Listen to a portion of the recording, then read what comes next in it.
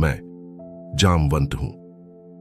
महाभारत का वह विराट काल जब प्रत्येक पात्र का जन्म किसी दैवी योजना का अंग था। किसी को धर्म की स्थापना करनी थी, किसी को अधर्म की शक्ति बढ़ानी थी। इस महान कथा में एक नाम ऐसा है जिसे सुनते ही हमारे मन में अक्सर एक गरीब, वनवासी, पीड़ित बालक की छवि उभरती है, एकलव्य। पर आज आप उस परत के पीछे का सत्य जानेंगे जिसे युगों से अनदेखा किया गया। आज आप जानेंगे कि एकलव्य वास्तव में कोई सामान्य निषाद बालक नहीं था। उसका असली नाम शत्रुघ्न था और वह स्वयं कृष्ण का सगा चचेरा भाई था। यह कथा केवल एक शिष्य की नहीं, बल्कि एक राजवंश, असुरवंश और नियति की है, जहां हर मोड़ पर रहस्य छिपा है। हरिवंश पुराण के अनुसार एकलव्य अर्थात शत्रुघ्न कृष्ण के पिता वसुदेव के छोटे भाई राजा देवश्रवा के पुत्र थे। जन्म के समय आकाश में अशुभ संकेत फैल गए।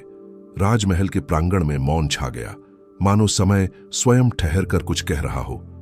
राज्य के कुलगुरु ने देवश्रवा को चेताया, राजन, यह बालक यदि सिंहासन पर बैठा तो राज्य और प्रजा को भारी संकट सहना पड़ेगा।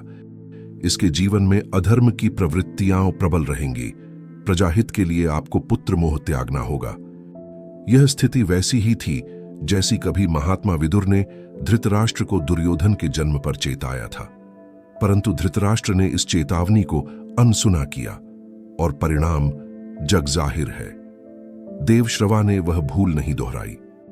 भारी मन से उन्होंने अपने पुत्र को राज्य से दूर निषादों के सरदार हिरण्यधनु और उनकी पत्नी सुलेखा को सौंप दिया, जहां वह सुरक्षित भी रहे और राज सिंहासन से दूर भी।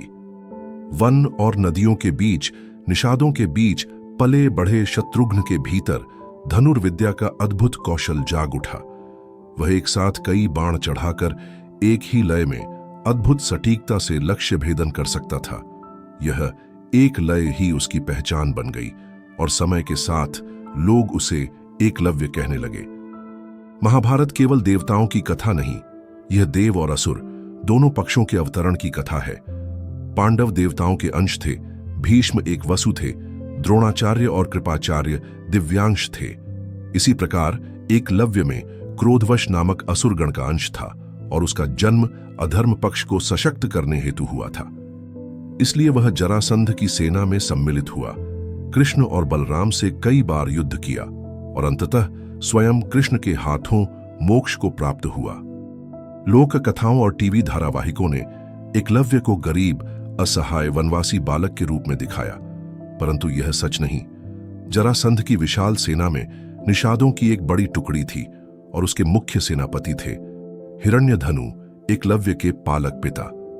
एक बड़े साम्राज्य के सेनापति का पुत्र भला गरीब हो सकता है?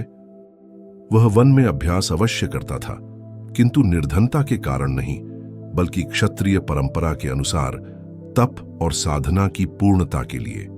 उसी तरह जैसे समस्त राजकुमार वन में रहकर युद्ध कला की साधना और अभ्यास कर रहे होते हैं। समय बीता, राजसूय यज्ञ में एकलव्य ने भी युधिष्ठिर को सम्मानपूर्वक भेंट दी और युधिष्ठिर के सेवक राज्यों में से स्वयं को एक माना। किंतु राजसूय यज्ञ के बाद एकलव्य द्वारका पर आक्रमण करने और कृष्ण से युद्ध करने आया। उसने धर्म के विरुद्ध पक्ष चुना। कृष्ण ने धर्म की स्थापना हेतु युद्ध भूमि में उसका वध किया और एकलव्य को उसी क्षण मोक्ष प्रदान कर दिया। यह अंत केवल युद्ध का नहीं था, यह नियति की पूर्णता थी। एकलव्य, जिसे युगों से केवल त्यागी शिष्य के रूप में जाना गया, वास्तव में राजकुल में जन्मा, असुर वंश से युक्त अद्वितीय धनुर्धर और महान सेनापति का उत्तराधिकारी था। उसकी कथा हमें सिखाती है, इतिहास केवल वही नहीं जो दिखाई दे, वह भी है जो युगों से गहराइयों में छिपा हो और जिसे जानना उस युग की आत्मा को छू लेने के समान है।